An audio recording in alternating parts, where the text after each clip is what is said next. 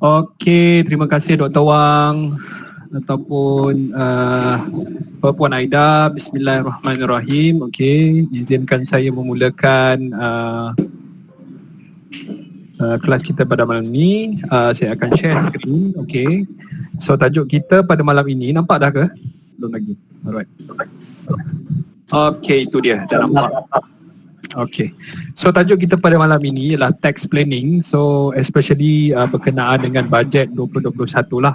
Dan apa implication dia kepada taxpayer seperti kita ni, especially rakyat marhen. Yang dah kaya tu memang tak banyak beza lah. Okay.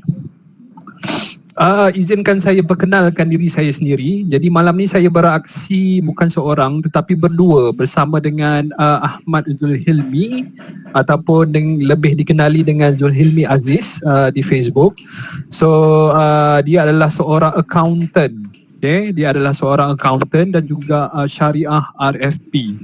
Okay, beliau dari segi experience beliau juga ialah Financial Plan Advisor Representative bersama TSI Wealth Planner.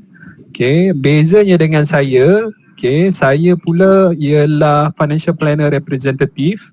Okay, lebih tertumpu kepada investment. Alright. Okay, jadi untuk malam ni soalan susah-susah boleh tanya Ahmad Zulhilmi sebab dia accountant. Kita pas dengan Ahmad. Kita pas saja dengan Tuan dia. accountant. Okay, alright. Setakat tu saja. Okay. Siapa sebenarnya yang kena bayar income ni? Okay.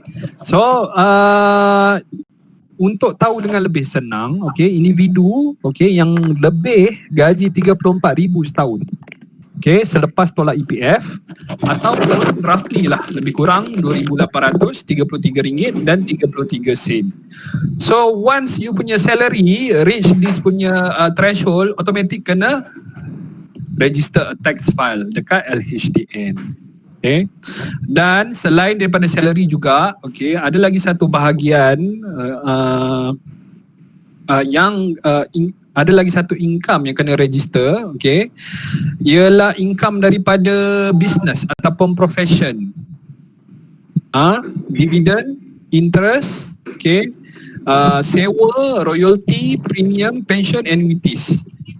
So boleh dikatakan semua yang dapat income tu kena register.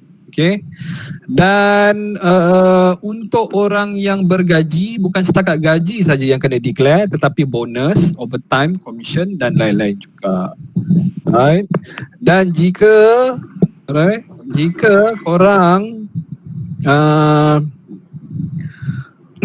bekerja di Malaysia kurang daripada 60 hari ataupun income yang korang dapat tu daripada luar negara, tak payah bayar tax. Alright. So far so good. Untuk siapa yang kena bayar income, okay, saya akan buka ruangan komen ni. Okay, so saya boleh nampak korang punya komen ataupun soalan-soalan. Saya tak galakkan untuk buka mic sebab apa, nanti bergema dia punya sound kat sini. Okay, kalau ada soalan, okay, tak payah tunggu tunggu saya open for question. Boleh je type di ruangan komen. Okay. Okay. Dan lagi satu aspek penting yang korang kena tahu tentang income ni, okay, dari segi pengurangan cukai, okay, ada dua jenis. Satu ialah tax relief dan satu lagi ialah tax rebate. Okay, tax relief ni ialah amount yang layak korang tolak sebagai kos sara hidup. Maknanya beli medical card boleh tolak, beli PR carum EPF boleh tolak, okay. Apa lagi? Bagi mak bapak duit boleh tolak, dan juga personal relief dan lain-lain relief yang lain lah. Okay. Dan tax rebate pula ialah rebate ni boleh didapati jika korang membayar zakat ataupun derma-derma. So dari situ boleh dapat rebate. So far so good. Dua jenis ni, okay, kalau dah tahu, okay, dua jenis ni, ini ialah contoh tax relief. Okay, tak silap saya ini yang sebelum 2021 ni lah. Lepas ni kita akan tengok apa bajet 2021 ni bagi perubahan kepada kita punya tax relief. So yang ni boleh screenshot, boleh tangkap gambar. Saya rasa tak perlulah saya nak explain satu-satu. Okay. Alright. So budget, kita pergi ke yang budget 2021, apa tax implication dia terhadap rakyat. Okay, dia punya team resilient as one together with Triumph. Okay, dia punya fokus ada 3, rakyat well-being, business continuity dan juga economic resilience. Okay, mostly ialah tak lebih kurang macam bajet sebelum ini. So kita akan tengok satu persatu. Okay, untuk personal income tax rate, okay, yang bracket dia 50 ke 70 ribu, korang akan dapat reduction sebanyak 1% je.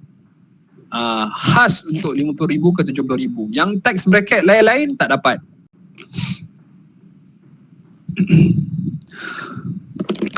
Okay, so far so good. Dan untuk EPF, minimum contribution, dia akan reduce daripada 11 ke 9%. Okay.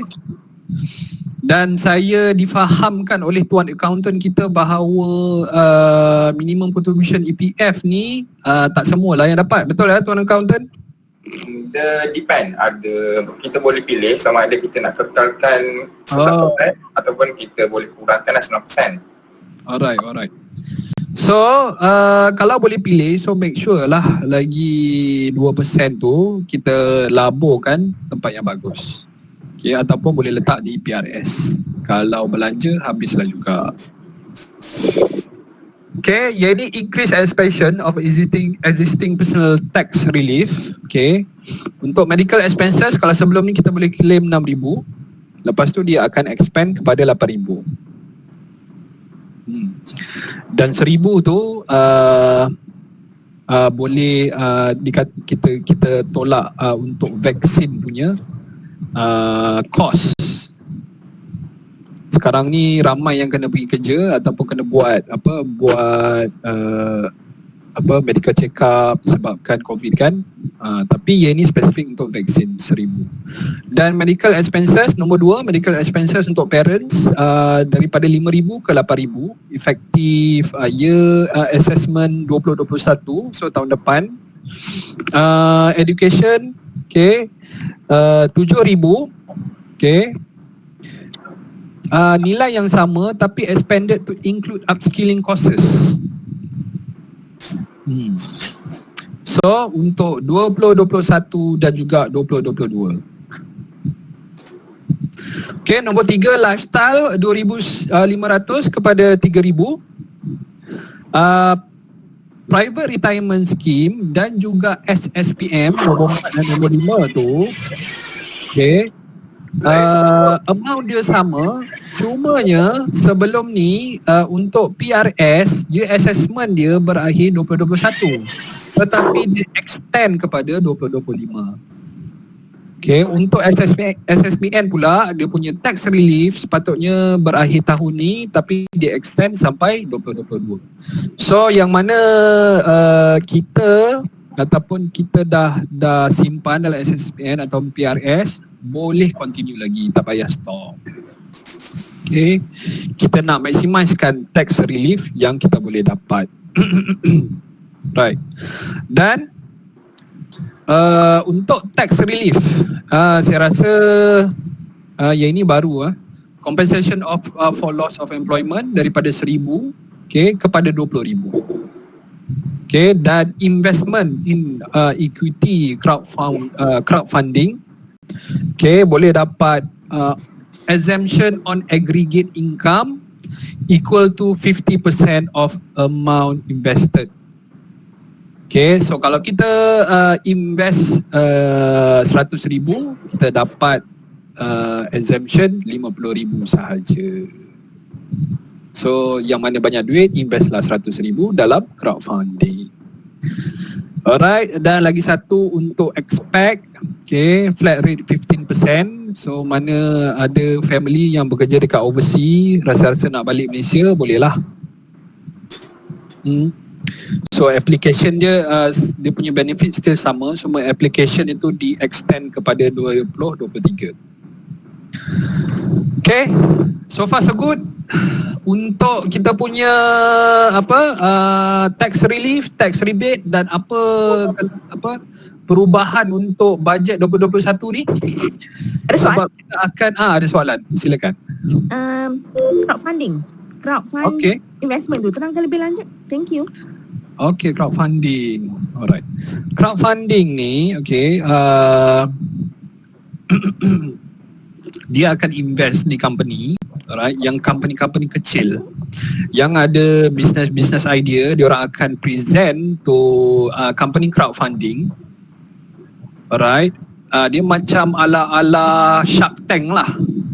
Okay, kalau pernah tengok Shark Tank ni, business kecil dia akan buat proposal dan dia akan invest, dia orang akan present kepada investor ataupun company crowdfunding tu untuk mendapatkan duit. Jadi company crowdfunding ni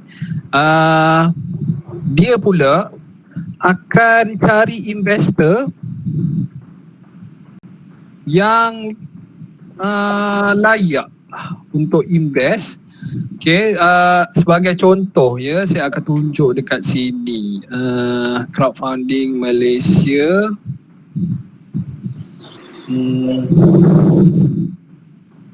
Let's see.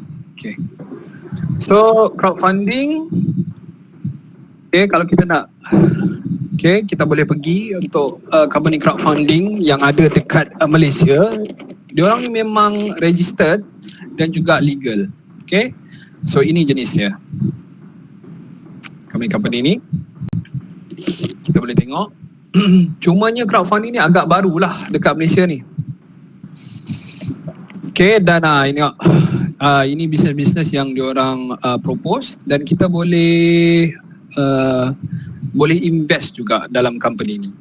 Okay, soalan saya seterusnya, kita join crowdfunding lah, tapi bukan Malaysian punya lah, sebab Malaysian kan macam you cakap lah, dia baru start kan. So kita banyak join yang overseas lah. Biasanya contoh Indigo, Lunchgood, macam Kickstarter kan. So as individual, I'm not a company, tapi saya invest in those. So saya boleh claim tak as an individual? Thank you. Oh, you nak claim tax relief as individual? Gitu ke? Betul, tepat sekali. Significant amount jugalah, tapi taklah sampai 50,000. Selalunya yang di-approve by company by SC lah yang you boleh claim untuk Malaysian ni. Macam mana? Malaysian company lah maksudnya dia.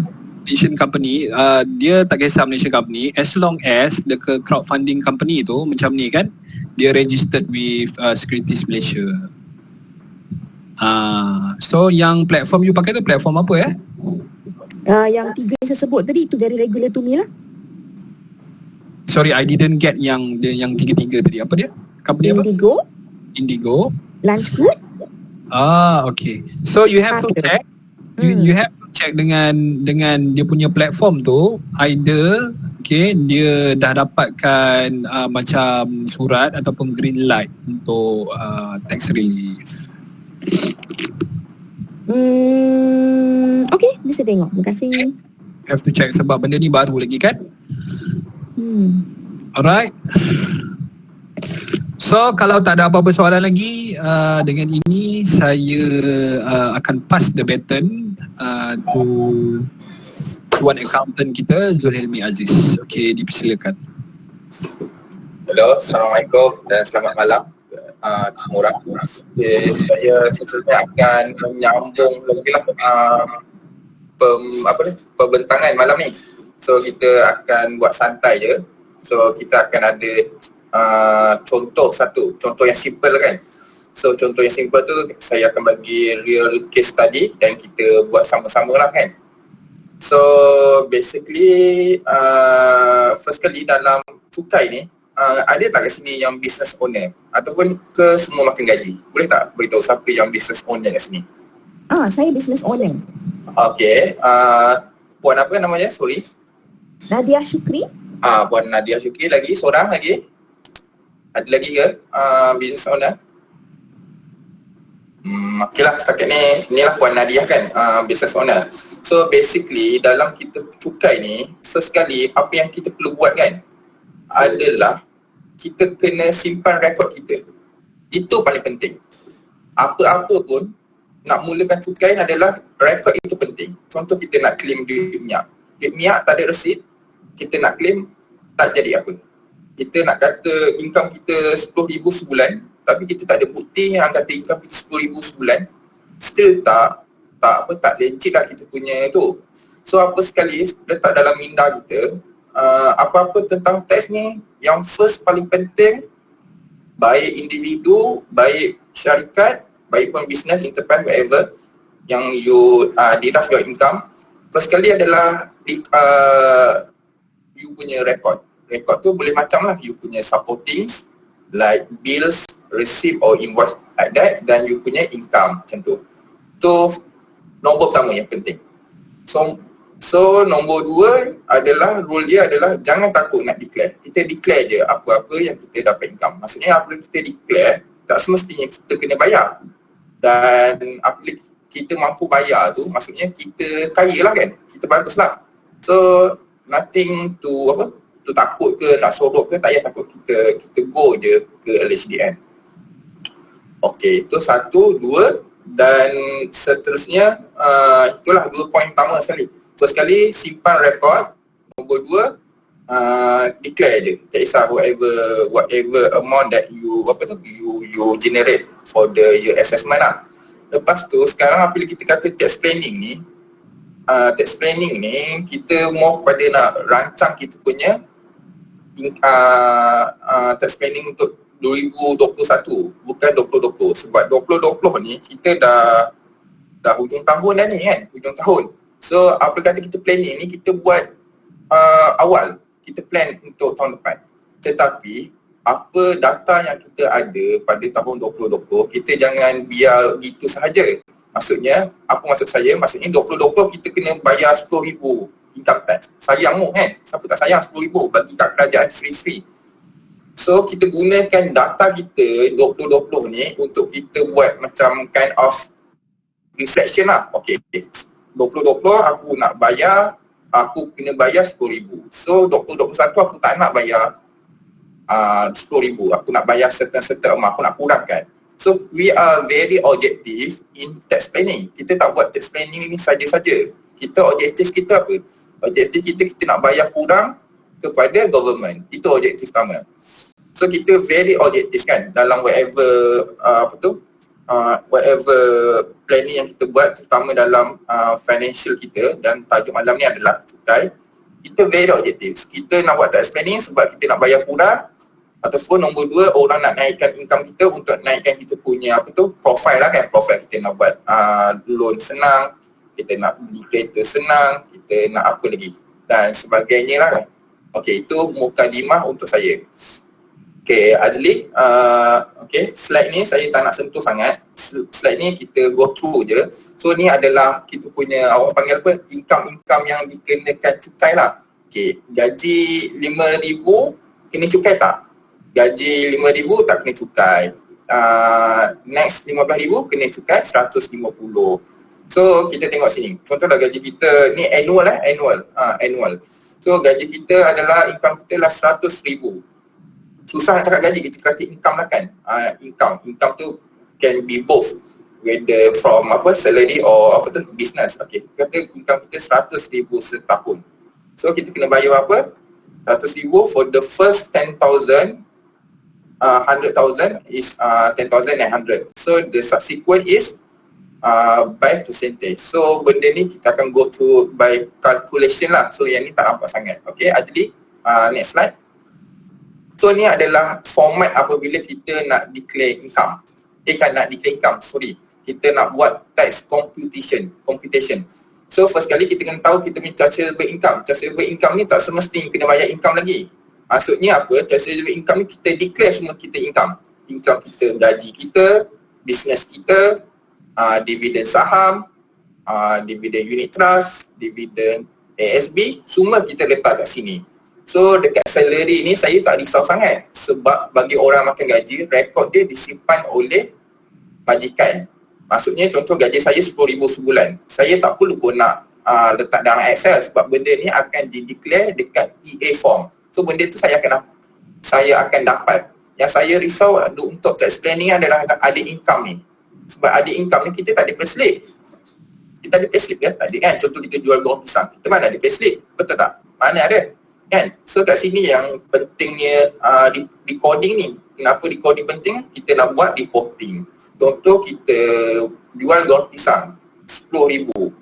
Income tu adalah RM10,000 tapi kita boleh tolak apa? Tolak kos kita jual goreng pisang tu apa? Kos kita bayar dekat majlis pemadaran, kita bayar duit minyak, kita bayar nak beli pisang excess tu. So benda tu yang kita kena simpan.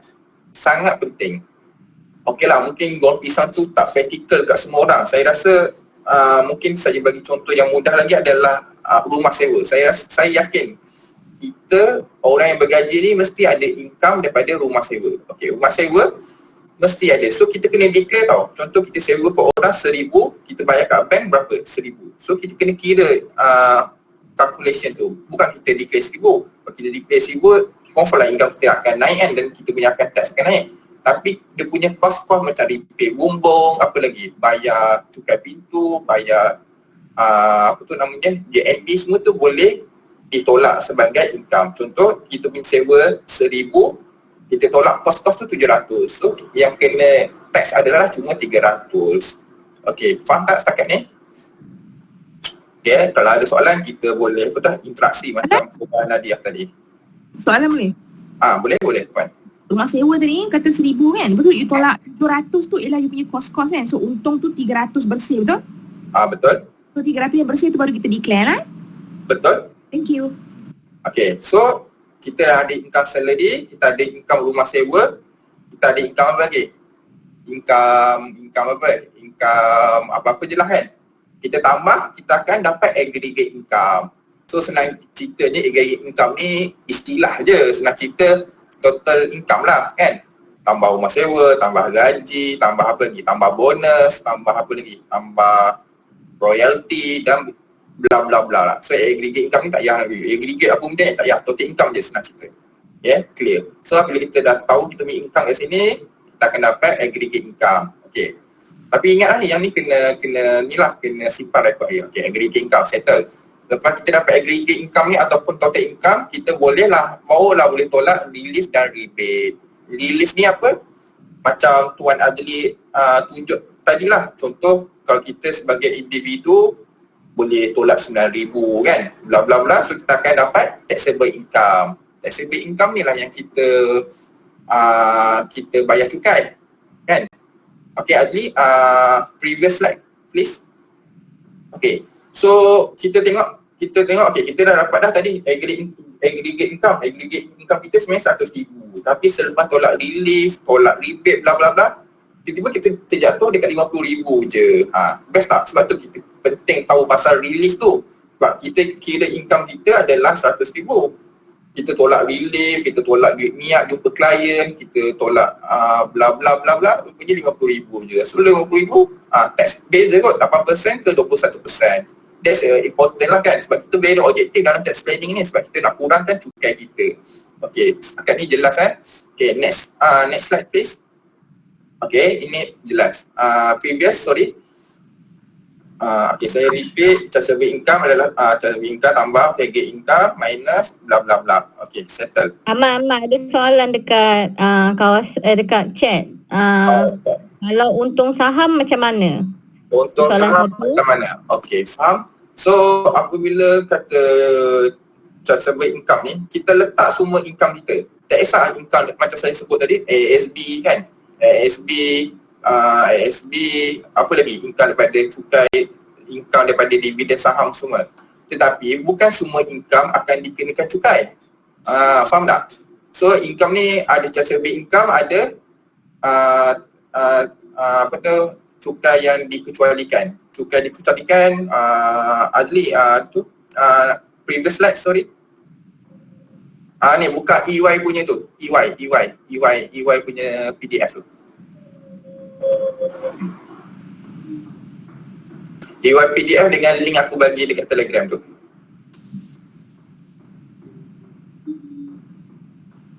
So income ni lah dividen saham. Jawapan saya, dividen saham tak dikenakan cukai. Kenapa dividen saham tidak dikenakan cukai? Sebab cukai tu dah dikenakan pada company punya level. So kita nak avoid double deduction. So that's why kita tak perlu. Sebab company dah bayarkan dah kita punya cukai tu. Faham tak? Sebab tu kita tak perlu bayar. So saya kasih contoh tax exemption. Slide nombor 3.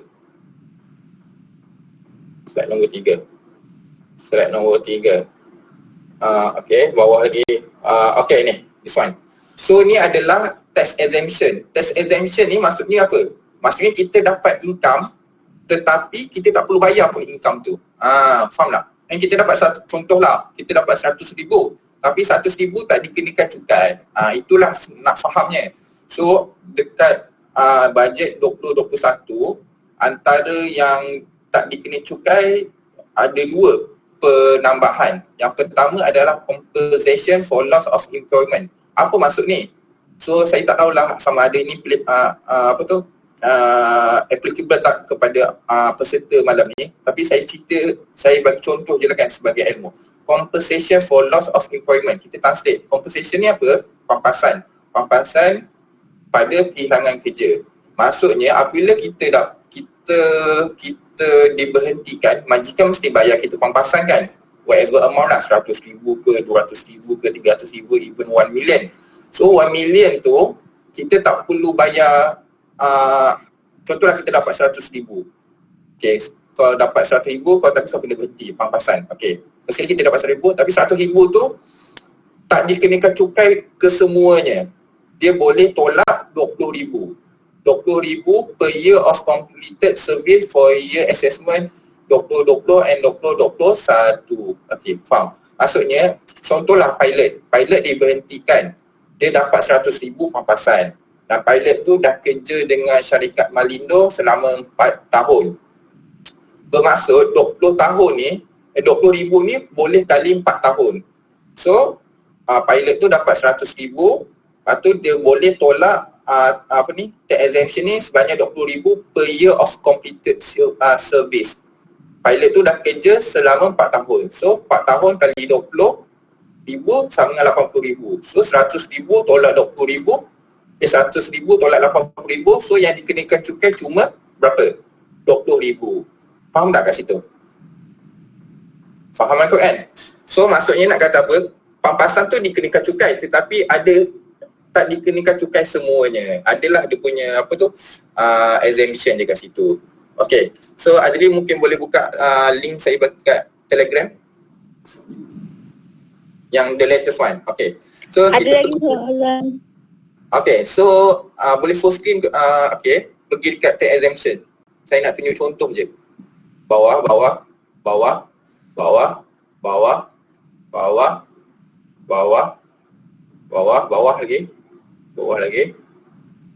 lagi. Sekejap saya buka. Okay, sekejap So ada soalan so kita kena buka lah kan. So Azli boleh buka J balance from career loss.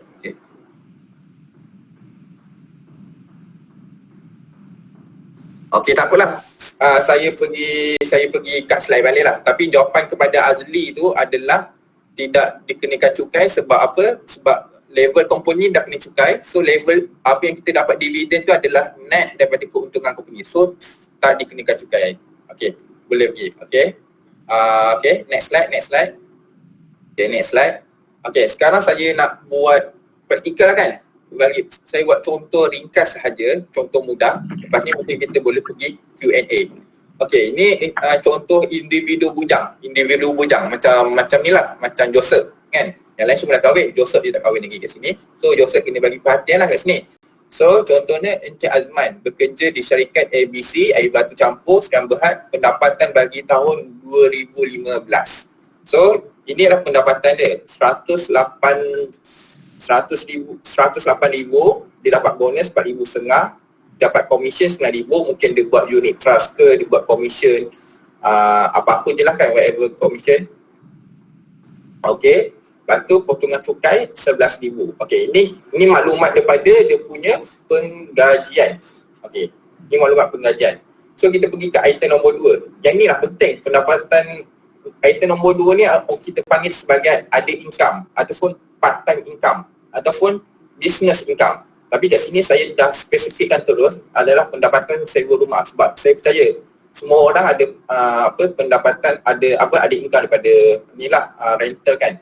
So dia sewa setahun 7,200. Okay, ni pembelanjaan dia, cukai pintu, denda lewat bayar cukai pintu, pinjaman bank, baiki bumbung. So 7,200 ni kita tolak benda-benda ni. Kita tolak benda ni. Kita tolak ni, so kita akan dapat apa? Bismillah. Kita akan dapat bismillah. Kita akan dapat ni lah. The net income lah kan, senang cerita. So contoh ni, pengiraan. So 7,200 ditolak cukai pintu, tolak faedah bank, baiki bumbung. So kat sini, yang kat rumah sewa ni, saya nak bagi perhatian dekat ni, faedah bank ni.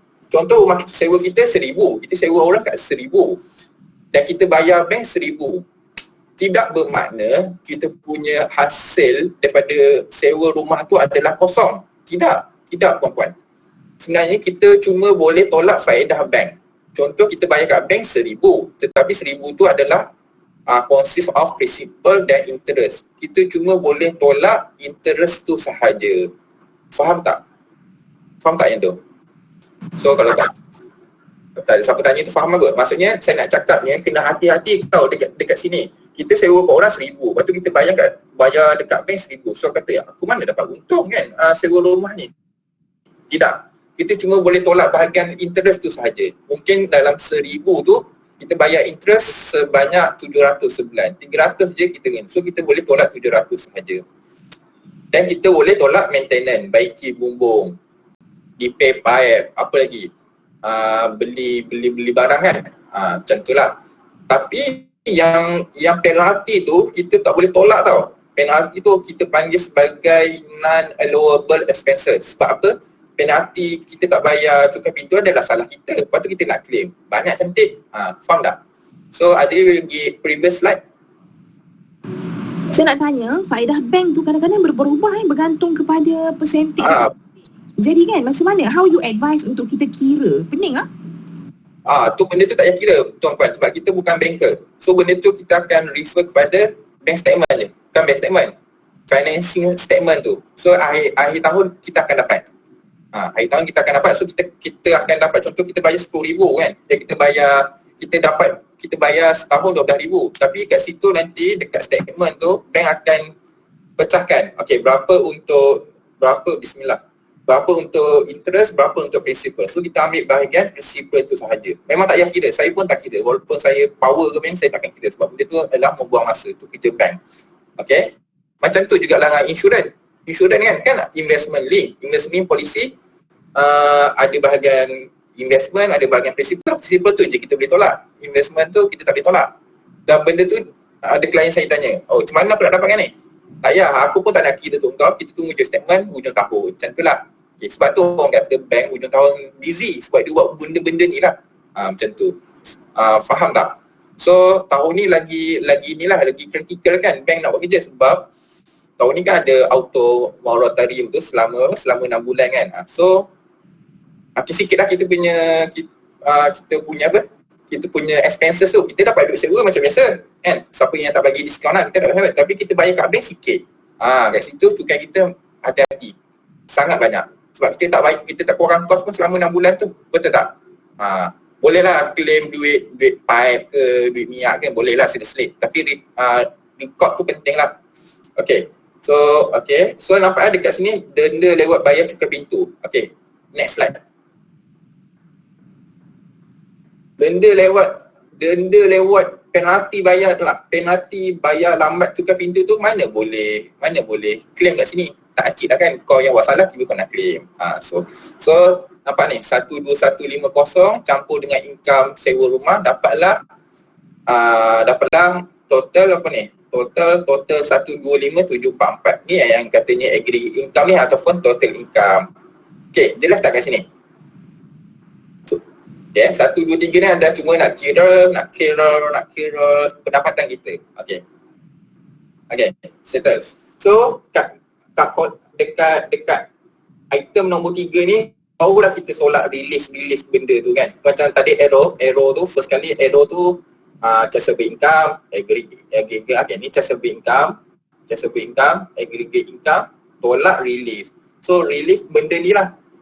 Kita boleh tolak apa? Individu 9,000, buku dan majalah 560, QDSP 6,000. Orang peliknya QDSP ni kan. Aku kan orang yang bekerja lah. Kan aku dah tolak ke QDSP siap bulan kan. So sebenarnya kalau kita nak kurangkan cukai kita boleh tambah, kita boleh buat apa? Voluntary punya contribution ke QDSP kan. Untuk kurangkan kita punya tax kan. Rugilah macam saya gaji banyak kan. Saya buat apa nak bayar kat kerajaan? Baik saya masukkan ke QDSP kan, QDSP, tapi limit ke 6,000 dah. Kalau saya masukkan 10,000 saya boleh tolak 6,000 je. Okay, faham? Bagi sikit sini Ahmad. Apa dia? Bagi sikit sinilah banyak tu. Taklah, saya investment saya suruh TSI yang manage. Macam tu. So premium insurans perubatan. Inilah kan. So nampak tak benda-benda relief ni, Adil boleh pergi tak dekat slide relief tu? Bukan? Tadi kanan. Next. Ni yang terbaru, yang current, yang normal, yang panjang berjela warna oren tak silap. Slide yang table warna oren tu. Table warna oren. Bukan, table warna oren. Previous slide. Yang ni. So dekat item nombor 3 ni kita kena tolak. Okay. 9,000 confirm kita kena tolak kan, kita dapat. So spouse relief kan, macam saya macam tu lah. Kalau kita ada suami atau isteri cacat, kita boleh tolak lagi 3,500. Ordinary child relief boleh tolak lagi, dan bla bla bla. Benda ni kalau saya nak ajar tak praktikal, benda ni just listing je. So benda ni boleh access lah dekat tu. Okay, so dapat ni cuma saya nak sebutkan child relief ni adalah item nombor 3 tu. So apa yang nak tolak kita tick lah. Okay, nombor 1 aku boleh tolak. Nombor 2 spouse relief elemen terbayaran. Ni apa panggil ni, nafkah isteri lah, nafkah isteri boleh tolak kan. Spouse kan isteri saja, suami isteri, sebab itu di sini spouse, bukan tu.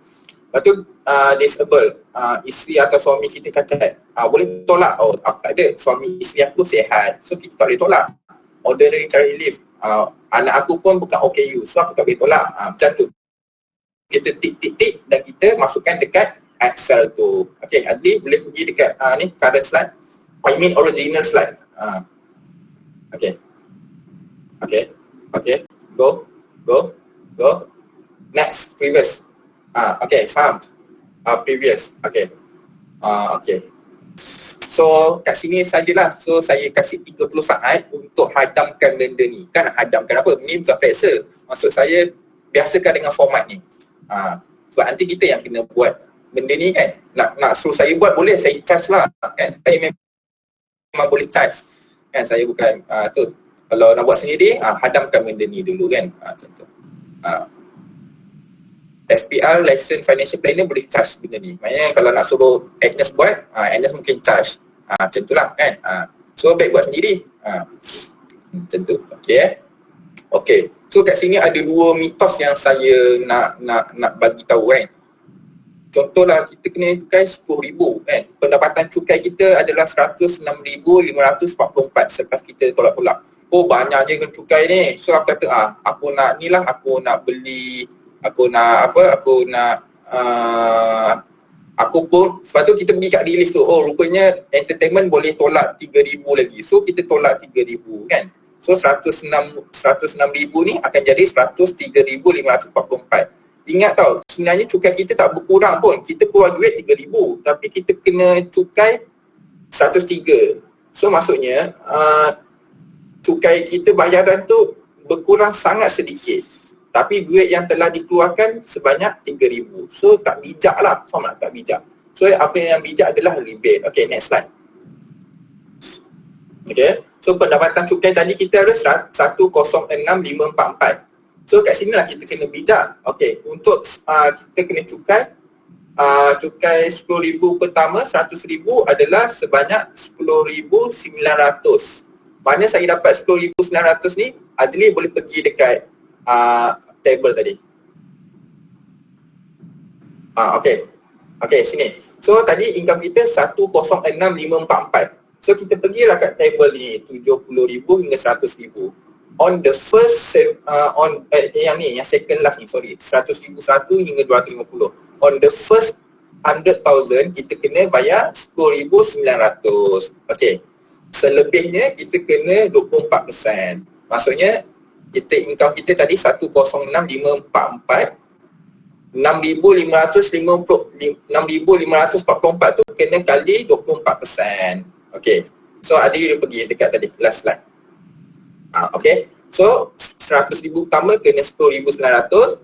The next 6,544 ni dikenakan sebanyak 24%. So benda ni nak tahu kat mana? Dekat table Adli tu kan. Mungkin Adli panggil ni lah organizer ataupun admin boleh provide kepada kita punya peserta. So cukai dikenakan sebanyak 12,470.56. Lepas tu tolak zakat 1575. So cukai yang kita kena bayar cuma berapa je? 10,895.56. Tetapi kita dah tolak cukai PCB sebanyak berapa? 11,000. Betul tak? So kita kena bayar 10,895 kan. Tapi kita telah bayar cukai kita sebanyak 11,000. What the heck? Kita mesti nak ambil itu balik. So yang inilah kita akan dapat balik refund itu. Okay, faham tak? So 104,000 ni kita akan dapat auto refund lah. Contoh kalau kita declare awal, kita declare bulan 1, dalam 3 hingga 6 bulan kita akan dapat duit tu balik lah. Tapi kalau kita declare lambat, makin lambat lah duit itu kita dapat. Faham tak? Lepas tu saya nak tanya apa lagi. Sebelum kita nak lantik test agent untuk menguruskan kita punya cukai, kita kena sangatlah bijak. Contoh tuan-puan nak dapatkan servis kami kan, financial planner untuk buat tax planning sahaja. Tak nak buat takaful, tak nak buat investment, tak nak buat bla bla bla kan. Tuan nak buat tax planning saja. Boleh, tapi tuan-puan kena bijak lah sikit. Sebab kalau tuan-puan bayar kami kena 200-300. Padahal kalau tuan bayar dekat tuan-puan bayar dekat LHDN cuma kena RM100. Baik bayar dekat kerajaan je daripada bayar kami. Bayar kami dah 300, bayar kerajaan RM100. Sebab tu apabila ramai ada certain klien dia nak suruh saya buat tax planning kat dia, saya kata okey sahaja, saya lagi suka dah kan, saya dapat duit. Tetapi saya taklah jahat macam tu. Saya akan tengok dia punya income dulu. Sama ada berbaloi ataupun tidak, dia bayar saya. Faham tak? So selalunya tax planning ni saya buat untuk high net worth client je lah. So high net worth client, contoh saya ada 100 client, hanya 10 sahaja yang saya rasa penting buat tax planning. Yang lain saya rasa, tak apalah kau bayar je lah dekat kerajaan, kena 200 tahun je pun, buat pun nak berkira sangat. Faham tak? So benda tu kita kena bijak. Sebab tu lah kami, TXI Sabah ni, dia buat kelas tax planning DIY dulu. So kita boleh kira-kira sendiri, okay, kalau macam dah kena bayar banyak sangat, barulah kita lantik, kita appoint professional untuk handle kita punya tax planning. Faham tak? Begitu. So saya rasa sampai sini saja kan. Tuan Adli, slide kita ke ada lagi? Ada soalan. Okey. Sudah habis. Dah habis. Tinggal question and answer. So ada siapa yang nak bertanya lagi soalan yang lebih detail? Kita ada tuan accountant kita untuk menjawab soalan. Soalan 1, zakat yang bagaimana yang boleh diklaim? Semua zakat. Zakat emas, Okay. patan, saham, you name it. Thank you. Saving, inheritance, Maksudnya apabila apa yang kita bayar ke pejabat agama tu semua kita boleh tolak kat rebate tu. Tak kisahlah kita tolak. Contoh zakat pendapatan kita cuma 2,000 sahaja. Tapi zakat simpanan kita 10,000. So kita akan dapat rebate sebanyak 12,000, bukan 2,000. So kita dapat apa? Contohlah kita dapat harta pewarisan, kena bayar zakat juga. Kita dapat juga untuk rebate. So tu yang bestnya zakat ni, kan? Macam tu. So saving boleh, dia tak limited kepada bismillah, kepada apa tu orang panggil income saja, bukan zakat pendapatan sahaja, kan? Macam saya pendapatan banyak, simpanan banyak, so saya boleh tolak rebate banyak juga, macam tu. So apa yang kita bayar ke pejabat agama tu bolehlah claim. Saya nak risau dah lah apa yang kita bayar. Tapi kalau bayar zakat, aku bayar zakat ke anak saudara aku tu susah sikit lah nak jawab. Macam mana kita nak buktikan, kan? Point saya tadi, first kali saya mulakan saya punya presentation ni adalah recording tu penting, rekod tu penting, kan? So kalau kita bayar kat anak saudara, apa buktinya kita bayar anak saudara kita tu boleh ke issue receipt kat kita? Tak boleh, kan? Macam tu lah. So senang cerita, by default apa yang kita bayar ke pejabat agama kita boleh claim sebagai rebate. Okay, good question. Lagi?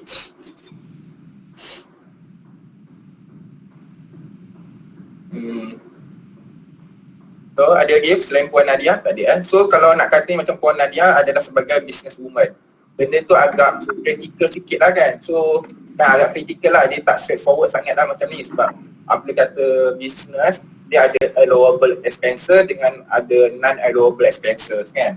So benda tu lah kita kena tolak. Ahmad ada soalan. Mana ya? Like, pasal spouse relief tu. Kalau bagi nafkah tu wife macam tu, nak bagi receipt ke? Tak payah. Relief tak payah. So, kalau bayar claim tu, contohnya, for contoh, boleh tolak saja begitu. Tapi kena buktikan itu isteri kita. Macam tu. Faham tak? Tak perlu bagi tahulah berapa kita kasih ni, kan? Selalunya kita bagi lebih. Macam kan? Macam cukup kan? 2,000 kan? Selalunya kita bagi lebih, kan? Tapi dia limit up to 3,000. Yes. 1,000 bagi 12 4,000 kan? 4,000 kan yang tu? Tu saya tak hafal table tu. Sebab banyak tu, 4,000. Claim. Boleh. So, kena buktikanlah dia tu isteri kita, kan? Macam tu. Ahmad tak boleh lah. Itulah. So, saya claim itu isteri aku, kan? Tak boleh. Rasa satu lagi poin yang penting adalah 7 tahun rekod ni kena simpan. Jangan suka-suka je 7 tahun. 7 tahun kena simpan. Contohlah, kan, kita claim nafkah isteri, kan? Lepas tu tahun kelima LCN datang, kan? Kata kau tak kahwin lagi ni masa tahun 5 tahun lepas kau tak kahwin lagi. Tapi kenapa kau declare kau tolak untuk isteri kau? Kan macam tu lah, kan? Sebab tu kahwin ni tak boleh kahwin dekat Thailand, tak boleh kat Danok ke apa. Kita kena ada JPN tu. Betul tak? Kahwin dekat Sungai Golok, kat Danok, mana ada bukti tu isteri kita, kan? Kita daftar kat JPN. Okay. Ada soalan lagi tu, Toira. Kalau klien tu negative cash flow, installment lebih daripada sewa perlu declare juga ke? Declare sahaja. Apa-apa declare sahaja. Kalau klien ada partner, atau agent UTC, kos replicator, belanja klien makan, minyak boleh claim, apa lagi boleh claim. Okay, kos replicator tu tak boleh tau.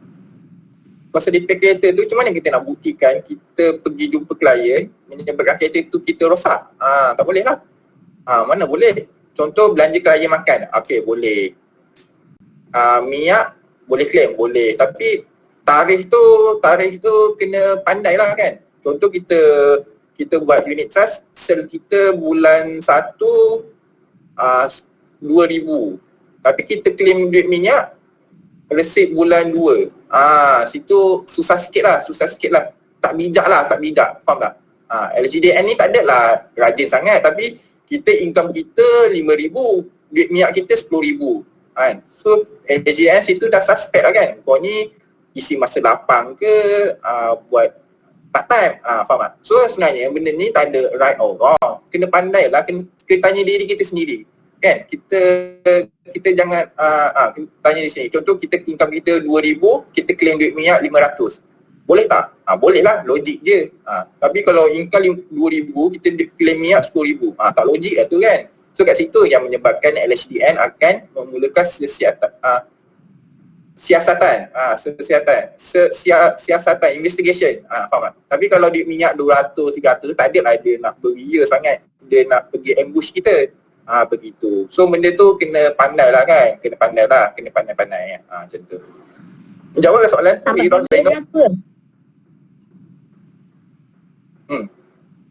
Ahmad dapat muka. Okey, dah saya tak nampak muka saya. Okey. Muka.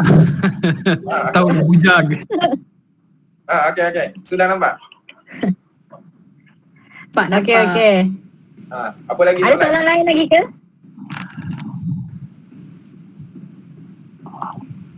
Alright, kalau tak ada soalan lain lagi, terima kasih saya ucapkan kepada tuan accountant kita, Zulmi Aziz. Okay.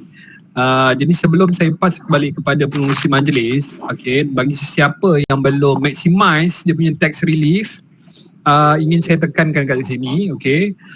Untuk tax relief lifestyle, of course, macam biasalah boleh teruskan membeli barang-barang, okay. 11 pun baru habis. Yang kedua ialah private retirement scheme, okay. Kalau korang ambil reduction of EPF tu, duit tu jangan dibelanja, tapi try to invest balik dalam tabung PRS untuk retirement juga. Okay, saya akan kongsi dekat sini, okay, fund untuk persaraan lah yang korang boleh consider. Okay, kalau EPF boleh bagi 6%. Kalau kita keluarkan EPF tu, okay, janganlah labur yang bagi kurang daripada 6%. Okay, carilah fund yang boleh bagi lebih daripada 6%. Macam ni, PRS Islamic Equity Fund, okay, 5 year annualized 9.85%. Okay, principal PRS Asia Pacific, yang ni tak syariah, tapi ada yang syariah punya, which is yang 7.85. Okay, walaupun kurang, tapi lebih juga daripada EPF. Okay, 1, 2, 3. Okay, 3 daripada 4 PRS punya fund ni ialah syariah compliant. Right, so banyak pilihan sebenarnya sekarang ni untuk consider menabung dalam private retirement scheme. On top of that, korang boleh juga dapat tax relief. Okay, so far so good. Dan SSPN, kalau apa ni pun boleh menabung. Okay, kalau dah lebih 8,000 tu setahun, let's say, boleh consider unit trust untuk menabung tabung pendidikan anak. Okay, so far so good. Ada apa-apa soalan lagi? Sebelum saya pass kepada pengurusi majlis.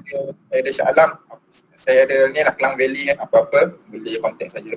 Saya dapatkan nombor daripada ni tuan pengurusi majlis. Adli kat Sabah, saya dekat sini, saya dekat KL. Adli di cover Sabah, saya cover KL. Okay, Mat, nanti saya minta buat ni lah teks dengan Ahmad lah. Nanti saya tengok dulu lah gajinya. Kalau gajinya biasa-biasa buat sendiri saja. Ya. Banyak ni Ahmad, lebih 500,000 setahun ni. Boleh bah gitu. Okey, dengan itu terima kasih banyak-banyak. Saya terima kepada tuan pengurusi majlis difahamkan bahawa ada free tax planning punya template yang akan diumumkan oleh tuan pengurusi majlis kita malam ini. Jadi siapa nak free template boleh dengar. Alright, dipersilakan Aida. Okey, macam mana kita punya sesi malam ni? Ada